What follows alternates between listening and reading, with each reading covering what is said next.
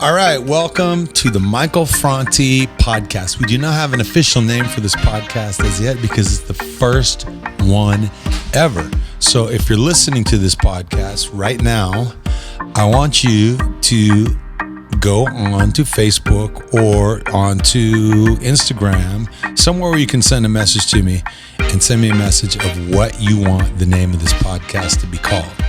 Now, our first guest ever is a really special artist who I respect and admire because she's one of the few artists in the world today who is making conscious music that you can dance to, that is a celebration of life, and that she really walks the talk. So please welcome to the show my first guest ever, Nattali Papa. Yeah. Respect, give thanks. A pleasure to be here, aka Nattali Rize. Rising, you know. That's it. So Nat, we've been knowing each other for how long? When did we first meet? Yo, long enough for you to know my name is Nattali Papa. Yeah.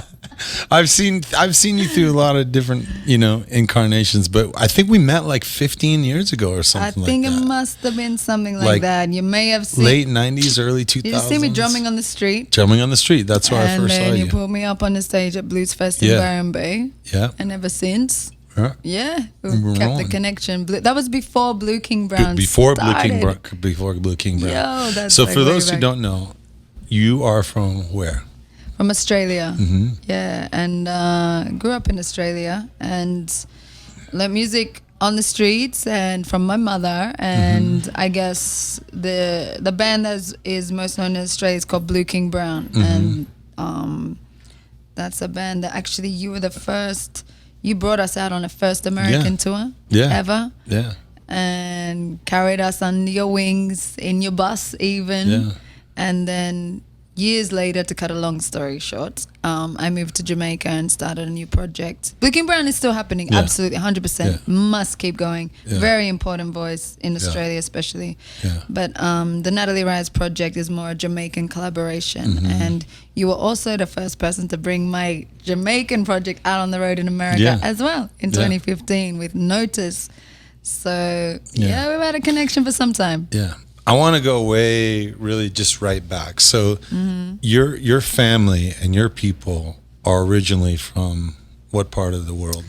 Well, a very mixed heritage. My mother is from Samoa, and we've only just recently found out that her grandparents were from Norway. Like my nana never knew who her father was for the longest time, and she is now 80 and only just found out her father was from Norway. Wow. So we have Tongan on that side as well.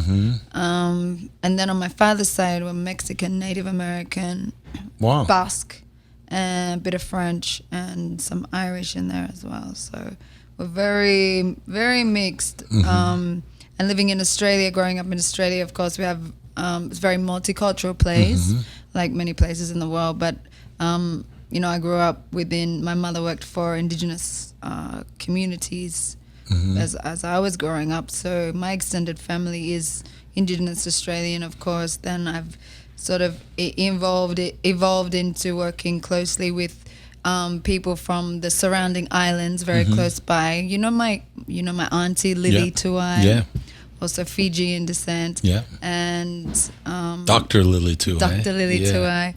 And actually she's the one who first made me go to your concert. Oh, nice. She said you have to go see Michael. I've known her from my first time going to Australia. I met her there in 1992, I believe.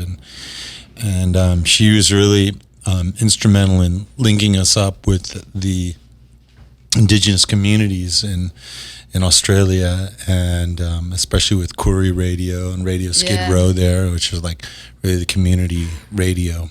So I see your music has evolved so much, and I'm like really, honestly, I'm super proud of you. Like I'm proud to know you because, there's a lot of musicians, and especially women who are in music, who are pressured into being a certain mold, you know, and they think like, oh, in order to be successful in music, you have to start on The Voice or something like that, or you have to make music that's like super pop, and you have to like look a certain way and dress a certain way, and you have to appeal to record labels in a certain way.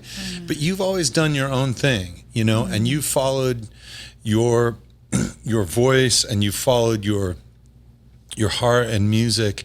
And I'm just wondering how, as you know, like you just described, you're a multicultural woman, brought up in a multicultural society, and has that allowed you a sense of like freedom to explore different things, or were you just brought up around a little dot of different things? How was it that your music became such a mosaic over the years? I think it was a combination of things, and I think most definitely, you know, being brought up, you know, with my mother, who has such great taste in a vast variety of genres of music, everything from Santana to Aretha Franklin and Bob Marley, of course, Peter Tosh, and jazz artists, Louis Armstrong. So I had that very rich soundtrack to my childhood. At the same time, you know, we were poor. We were in the poor community growing up. We were in commission housing, and you know, that would be like projects in America, like projects, and so we knew what it was like, you know, in a sense, we experienced racism and things like that, you know, in our community, but we felt like we had, like, for real, I really feel like we had like the most because we had each other and we had community and our neighbors, and we just, as kids, we had each other, and so we felt like wealthy enough. But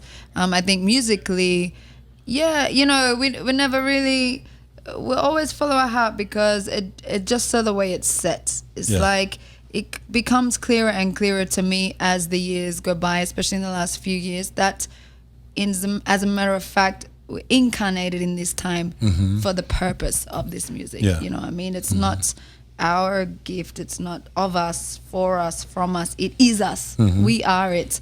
And the evolving consciousness on Earth it needs all of the creative input and amplification of positivity and consciousness that it can get. And so it creates and manifests in people who are open-hearted and open-minded, like yourself and like me and like the millions of other artists around the planet. And the more we tune into that as our life purpose of who we are, then the clearer the messages can come. And so for me in the music, that's what it is. And moving to Jamaica was a big step for me. Tell me about that. Why? What was the draw for you to go there? It was crazy. Because I have had a similar journey. Like, I've gone and spent a lot of time working in studios in Jamaica, and there's just something about it that is important to me. So how was it for you? I met a few key musicians. Of course, I'd always been drawn to Jamaica just from my love of reggae. So I had been there once before to record some vocals for a Blue King Brown album. But then I met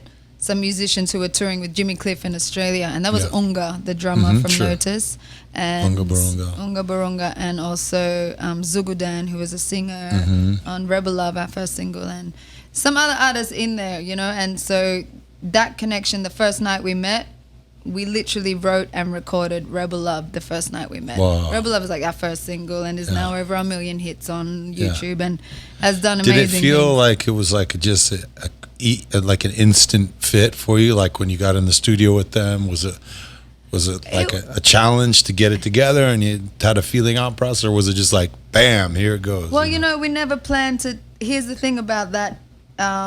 That evening is we never planned to record or write anything together. They were just coming to chill and just connect. So we put on some food, and that was it. And then our studio was there, so the vibes started flowing, and it was like 6 hours later, it was like, it could have gone either way. And then the studio opened up and we started jamming, and then we were there for like the whole night, for like 12 hours straight, and we wrote and recorded Rebel Love. So the next morning we woke up and just went, oh my God, what the heck was that? Like, we just had this band of Jamaicans come through, and we just created this wicked song that we listened to in the morning. And so that was actually the turning point as far as me moving to Jamaica, because that was the moment that sort of made me think, all right, so this sort of connection I wonder if it can bear more fruit.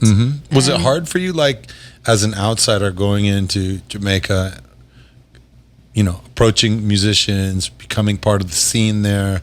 Were you viewed as like who was this girl coming, trying to like push up in our scene, or people were like open to you and it was very open and welcoming. And I think, coming in with notice, Unga Barunga, and, like we went there to work on a project together. So we had a mission and we had a focus and we had an intention. And anywhere you go in the world, no matter where it is, if you come and step with the right intention, as you know very well, and the right energy, then we're just people, you know, and people just connect with people. Just get along. So it's just like, that's how it is. So you went to Jamaica that time, and then at what point did you say, I'm just going to like drop roots here for a while and move there? What was that decision? All right, so that was after that first night we wrote and recorded Rebel Love.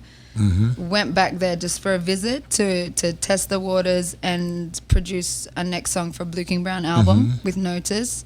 And the vibe was still just super creative, off the hook. And so after that visit was 2 weeks, and then I went, all right, let's do it. Packed up my house in Australia, packed up everything. That was 2014.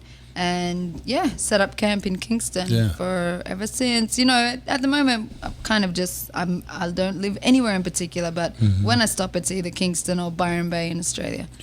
Yeah. So.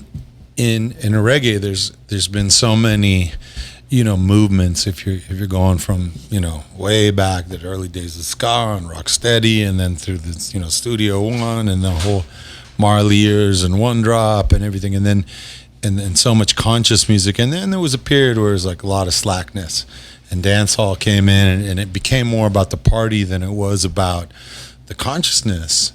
And now there's more artists in reggae who are conscious, and you're one of those people, and there's like a new youthful generation, and at the same time we have like a lot of successful, American quote unquote reggae bands that are just, again, like they're not really saying a lot about society or the world. They're just kind of like nice music, and I don't mean that to be disrespectful at all. There's a lot of really great bands out there in the scene that I think it's nice to see reggae come to the forefront like that.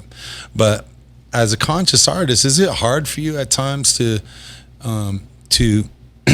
find your place in music amongst all this other music that is not conscious? Like, how do you do it? Oh, that's like one of the quotes on my website is, enough corporate noise in the ears of the youth, time to spread some truth. Okay. But I mean, for us it's like, I think another big draw card to Jamaica was that there was this flourishing and growing scene, as you call it, the next generation, what they call the reggae revival, right? But the next generation of conscious artists. It's like the throwback to the Marley days, the bands, the Peter Tosh, the Third Worlds. You have artists like Raging Fire, like Chronics and Protege, Kabaka Pyramid, one of my favorite conscious artists, incredible lyricists. And the list goes on, John 9, like it just it goes on and on and on, and they're all super conscious, and I think that's one of the reasons it it draws me to them, Pentateuch and these crew. But like for me, it's like finding our place is not. It just so we are, we just sing conscious music from Blue King Brown days. From the moment I put pen to paper, I just couldn't really sing anything else, and I just feel like, everything happens at the right time for the right reasons, and you just have to put a lot of, as hard work in. Like we are kind of relentless. And that's because I see that. I follow you on social media, and I admire that about you, because you understand what it takes to be successful as an artist, which is you have to hit the road, and you have to go to places that you've never been before, and you have to go beat down doors in countries that have never heard of you, and and especially if you are not an artist whose records are played on the radio in every country around the world, you have to find ways around it. And so what is that like for you? How do you do it? I mean, for us, it's like for us in these times, it's more simpler in that sense, in terms of social media, and like our access to our fans is just far greater than I imagine what it was for you when you were starting. Like when I was starting out, we would get letters, like mail letters, like handwritten letters, and we get hundreds of letters, and I can maybe answer like a dozen a year, you know what I mean? And then I'd lick the stamp and send it back. And then when email came about, suddenly I'd get thousands of emails, and I could answer hundreds of them. And then when social media came in, now suddenly you're like communicating with hundreds of thousands of people at one time, in one moment, instantaneously, you know. So it's just changed everything. And then the way that the music and the video gets into people's hands is there's a lot less filters that you have to go through. You don't have to go through the traditional channels of a record label, radio stations, MTV, you know, all those kinds of things. You just can bring it directly to people, and that's it's a super exciting time to be. I think it really puts the power back in the people, in the artists' hands. And I think there should be more of it, because I think that the industry worldwide, as far as musicians are concerned, is pretty poor. I mean, Europe, I'll be honest, Europe has a sense of appreciation for artists on a level where they, you know, they acknowledge their worth. And in America, it's very hard for a band coming from Australia and Jamaica. It's really not easy to be on the road. It's not. It's tough. So and it's tough in every way, because it's you're right. It's not as open a musical ear here. You know, people aren't really seeking out new things as much as they do in Europe or even Australia and other parts of the world. But also just the physical distances of the geography of America. It costs a lot of money just to get from place to place and get into hotels, and you know, it's a really tough thing. So I admire you for what you're doing, and I want to change the subject a little bit. What was like the first record that you owned? What was the very first record you owned? Or tape or CD or whatever it was? I'm having flashbacks of like cassettes. And how old were you? Well, like when you were making the decisions. All right. When I was making the decisions, it was Janis Joplin. Yeah, and I was probably like 10. Okay. Yeah. And what drew you to Janis Joplin?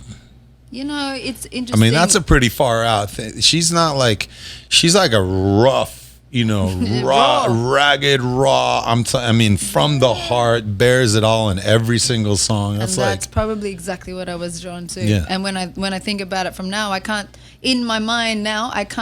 get back in my mind when I was 10 as to what I was thinking. It's a thing when you're a child, you just intuitively are drawn to things. Yeah. And so for me, I was drawn to the blues, and I was drawn to Janis, and it must have been just because of her sheer rawness. I was drawn to Bob. I think I was 10 years old when I got my locks the first time, and I just said, Mum, my auntie Lily, who, you know, had locks, and I always loved, always looked up to her. Beautiful. She had long and incredible locks. Yeah. And I was 10 when I first asked my mum if I could have locks, and she said, go for it.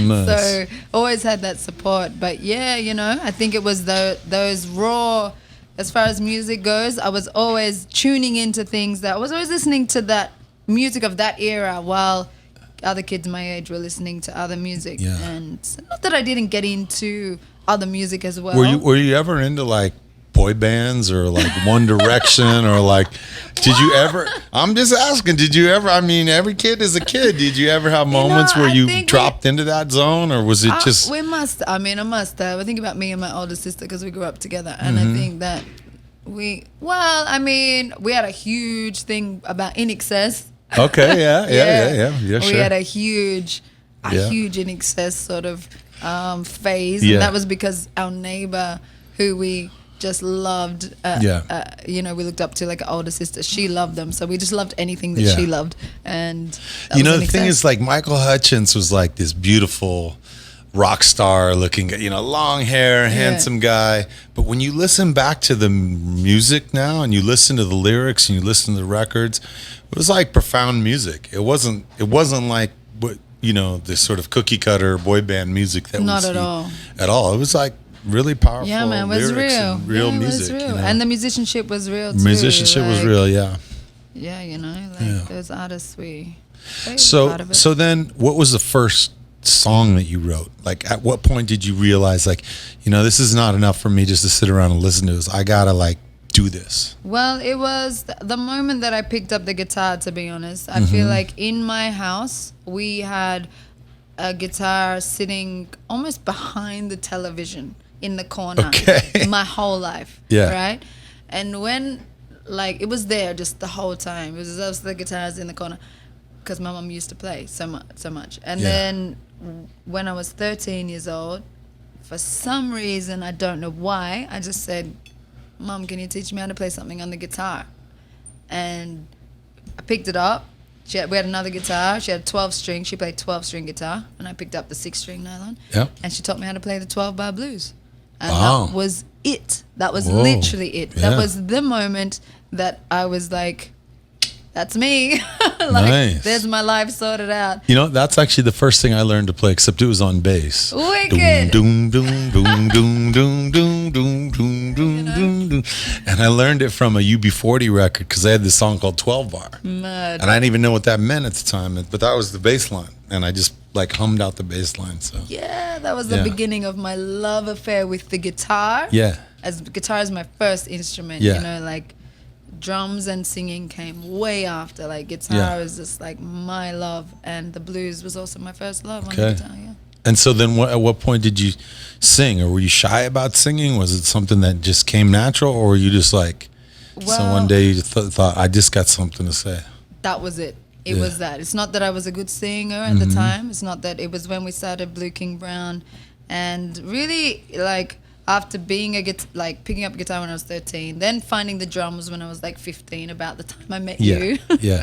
And then drumming for like years, and just because that was very natural, I didn't even have to think about it. And then singing, I was like, all right, I knew that what I really wanted to do was get back to guitar and sing songs. And then I always wrote poetry, and I started writing songs and lyrics, and the reason I did it was just because I had something that needed to be said, and also I recognized that there was something that wasn't being said already. And so there was a hole in especially in Australia at the time, because that was my environment, where there was just too much shit going on and not enough people saying anything about it. So for me, you know, I struggled through some whole heap of, you know, and I still, like, as you know, the voice is it's an instrument, you know, it's an incredible instrument. And for me, I really take the time and try and practice, you know, practice with this instrument. But. And how, you know, your consciousness is like up front all the time in your music and in your performances and what you do. As I look around, you know, the musical terrain, I don't see a lot of conscious artists, period. And I don't see a lot of women who speak up in the way that you do. Is there a reason for that? Or like, why are you so you know, you're unique in that way. I mean, and I love it. Like I said, I really respect and admire you as an artist. Maybe I guess what I'm asking is, what would you say to other artists, and especially young girls who are coming up through music?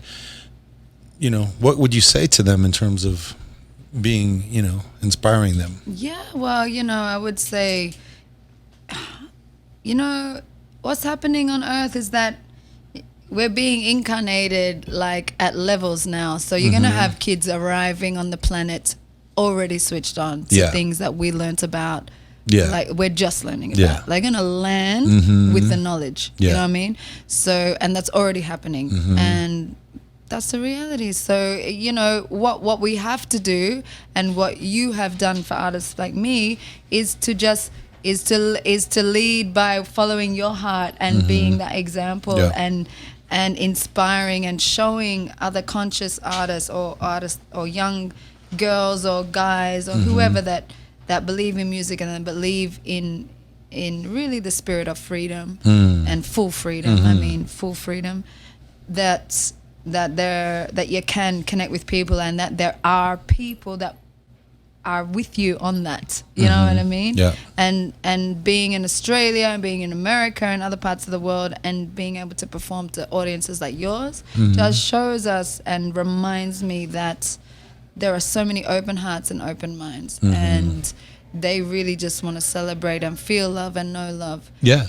And the thing about it is, now the next generation, we want to embrace all of that, and as I'm sure you do, and every artist does, we want to build on it, because our reality is shifting faster than ever. Time is at a place where it seems like it's flying. Just like going. It's just going. And the rate of change is so... It's incredible. It's hard to get your head around. And so we have to keep up, you know. And so that's why we work so hard. Yeah. Because now is the time, you know. We can't really just stop because Babylon doesn't stop. Yeah. It's like if we really want a new reality, if we really want like full freedom, really, then it has to be daily. It has to be the way of life. And just by being and living that is setting an example and hopefully inspiring. And music has to be a leader in that, because we don't hear it from politicians, we don't hear it from the news media, we don't hear it from so many other places, business, not necessarily. And so music is one of the few voices where we still have that, you know, speaking to ideals, you know, and I think that's important. I think it's really important for music. Music is so powerful like that. And people don't even myself, I say the more I learn about music, the more I realize I am yet to learn about the power of music. Because even though we are on stage every night and we perform and we are able to connect with an audience, but there's more than just sound. There's things that you don't see, you know. There's an energy that you can put your intention into and create a new energy on different levels that can have a domino effect into the future. So it's like, you know, the more that we learn about the true realities of the world and the dimensions we live in, the more we're able to sort of harness that energy and put some intention into our connection and our co-creation of energy in a live music sense. Because frequency really does gather energy, and we amplify each other by doing that, and that power Babylon can't penetrate. That's it. That's the real power.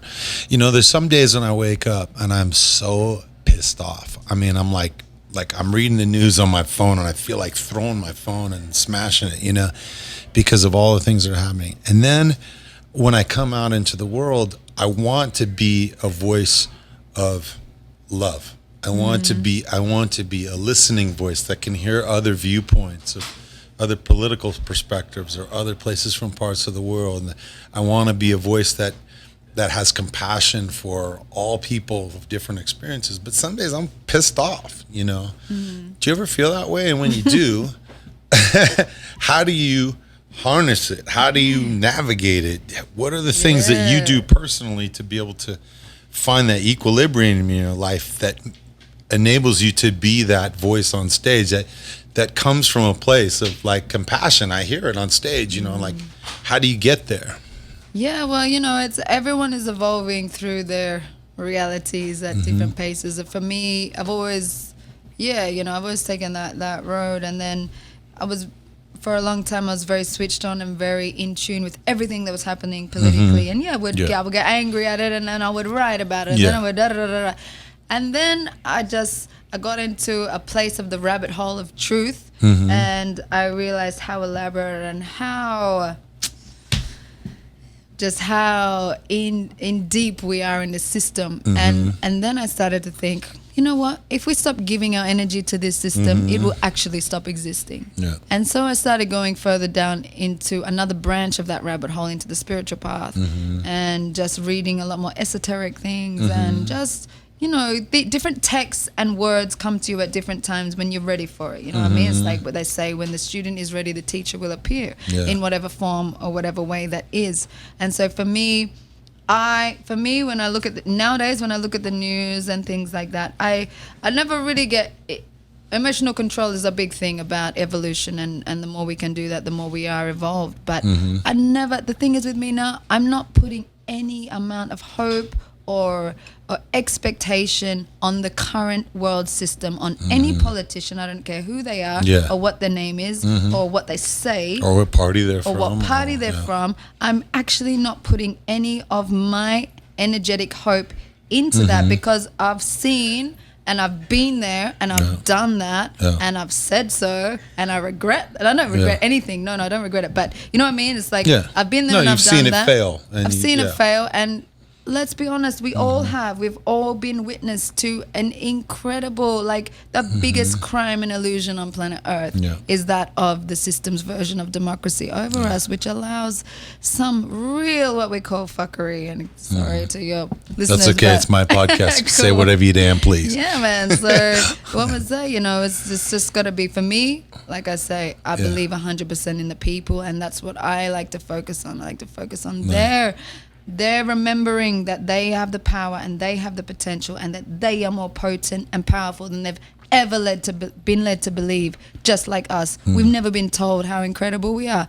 And that's very purposeful. Yeah. So the moment we start reclaiming that, we start reclaiming our knowledge, start reclaiming, you know, the idea of even existing outside of the current narrow paradigm of thought, you know, then we become dangerous or we become rebels to the current system, which is why the album is called Rebel Frequency, because we sing about stuff that is, we want to take ourselves and our people, our community out of the box. You know, we want to get out of this paradigm. We want to shift the paradigm. We want to shift the mindset, because the real revolution is the evolution of our consciousness and our minds. And that is why there is no one leader. As individuals and as a collective. Exactly. Yeah. There is no idolization of anybody.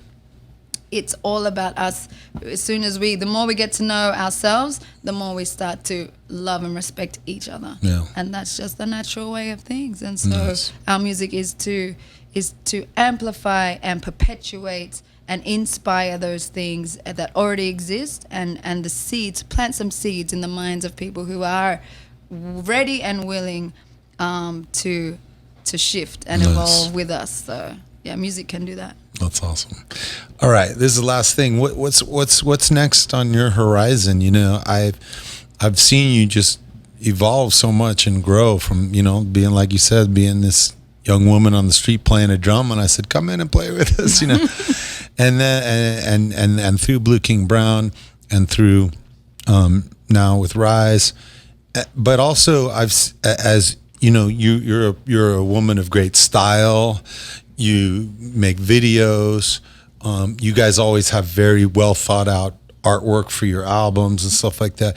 Are there other things outside of this sphere of music that you're working, like perhaps film or writing or, you know, other things? Well, we like, you know, I like to find more time for other things within that. But I mean, we like to, I think we're moving into, like video and film and the visual. We find that, as you know, the visual is so powerful along with the audio. It's a really incredible medium. And so, you know, my longtime collaborator, Carlo, One Rebel Creative, is really like, you know, started to evolve in terms of creating. He films a lot of the film clips that we do. You know, all the photos are him, the artwork is him. And so we recently were up in an incredible place called Pinnacle, which is the land of the first ever Rastafari, Leonard Howell in Jamaica.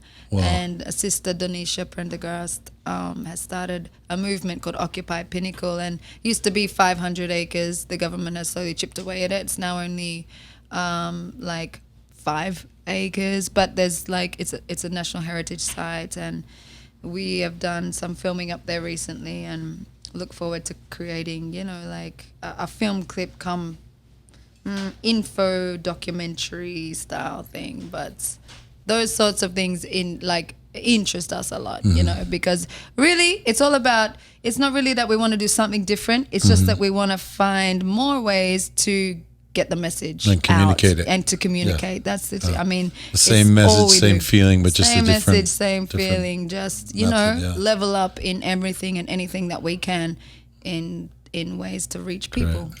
That's awesome. All right, so final thing is just how can people get in touch with you? What are your socials so people can keep up with what you're doing? Yeah, of course. Please check out Nattali Rize. All right, it's the same handle on all of the socials. So it's NATTALIRIZE.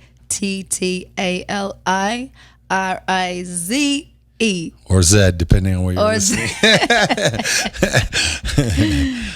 Cool. That's great. Thank you so much for being the first participant here on this podcast. And, you know, just as a personal recommendation, I love Nattali's music, and I just love witnessing her journey. And especially as an artist who's out there being a voice for positivity and change and enlightenment and environmentalism, and a voice for indigenous people, and also just a voice for love and having fun and celebration through music. Her live shows are incredible. So if you ever have a chance to go see her, don't miss the opportunity, and follow her on socials because she's always posting cool shit. So. Thanks, Nat. Thank you so much for having me. Bless. You're welcome. Bless up.